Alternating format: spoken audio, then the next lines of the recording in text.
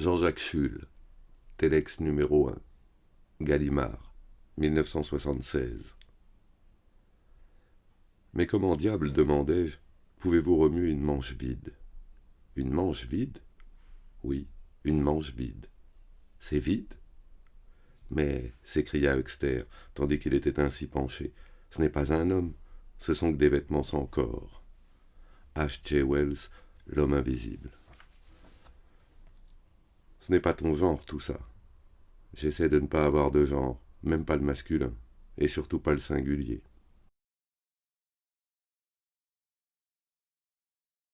Bic 659, Baignol Fargy, 72-60.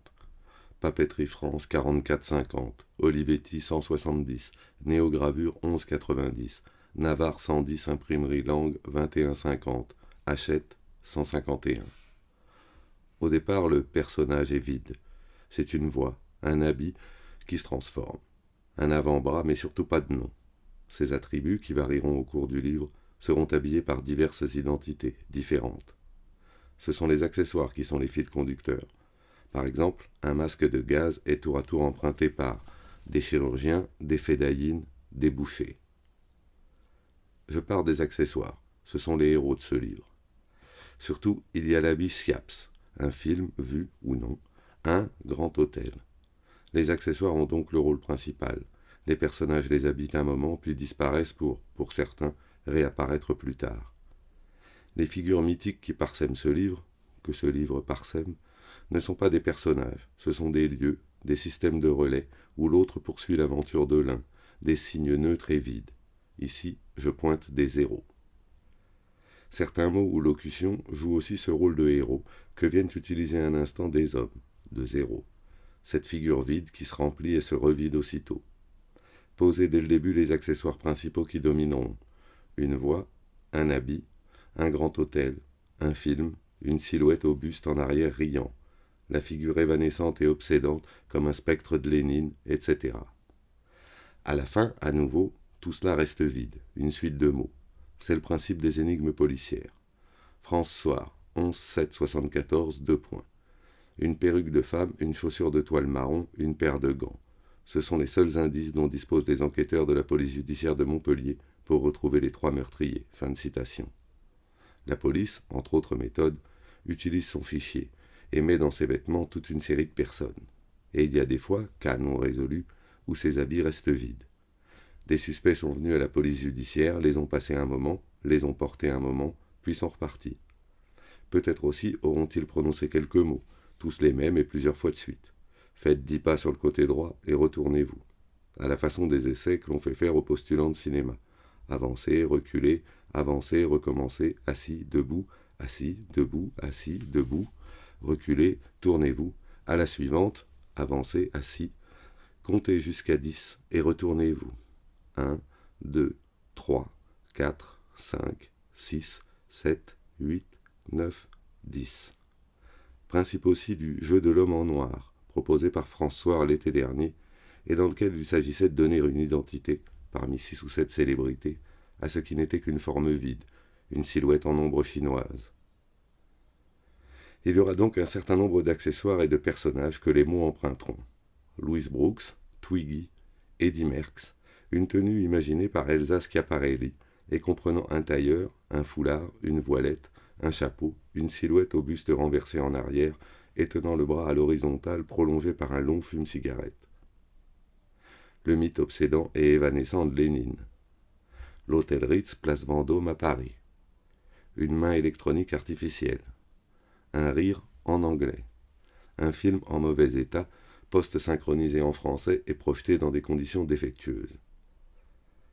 Voilà les signes qui viennent se poster sur ou autour de n'importe qui, tout le monde, le héros collectif qui, peut-être, non pas se pose sur lui mais le constitue. Peut-être ce personnage collectif a-t-il pour buste un grand hôtel, pour jambe droite Twiggy, pour tête un tailleur de grand couturier, pour sexe Louise Brooks, pour bras Lénine, etc. Peut-être tous ces signes sont-ils non pas inscrits sur son corps mais écrits dans son corps et dans les mots qu'il trace. Peut-être les mythes, fût-ce un certain rire ou un porte-cigarette, ne sont-ils là que pour nous inviter à ne pas être nous-mêmes et à nous diviser à l'infini. Durand, comme tu as changé, Je ne te reconnaissais plus. Mais je ne suis pas Durand. Comment? Tu as aussi changé de nom? Les figures, je préfère ce mot à personnage, et leurs accessoires, on pourrait dire les accessoires et leurs figures, mouvement des objets aux hommes, doivent se représenter. 1. À la façon des personnages du peintre Francis Bacon, emprisonnés entre les 12 fils d'un cube transparent. S'ils se meuvent, c'est ainsi. Mise en place d'un dispositif où se marque le tissu, le cadre, c'est du semblant. 2. Sur fond d'un film, ou plus exactement d'un cyclorama, ramenant sans cesse à intervalles fixes les mêmes scènes d'un cinéma imaginaire et déjà vu. On a ainsi un mouvement cyclique, éternel retour, dans lequel arrivent, qui se trouvent coupés par, des choses linéaires, des instants. Une jeune fille porte pour la première fois au monde la main à ses cheveux, tandis que derrière elle, pour la 10 millionième fois, Rita Hayworth chante en maillot de bain, allongée sur le pont d'un yacht. Tout ce qui suit doit se lire sur le fond d'un film qui se déroule. Disons qu'au lieu que ce soit la nuit, ou un mur, ou le ciel, c'est un film. Il faut constamment penser que ces personnages, derrière eux il y a les modèles, se détachent sur ce film. Je pars de l'idée que nous agissons constamment sur un fond d'images, que nous les ayons vues ou non. C'est aussi à ces images que nous nous référons. Glissement d'un sourire ou d'un regard de Greta Garbo ou de Gloria Swanson, produit par toute une histoire, des rapports de force, des rapports de production.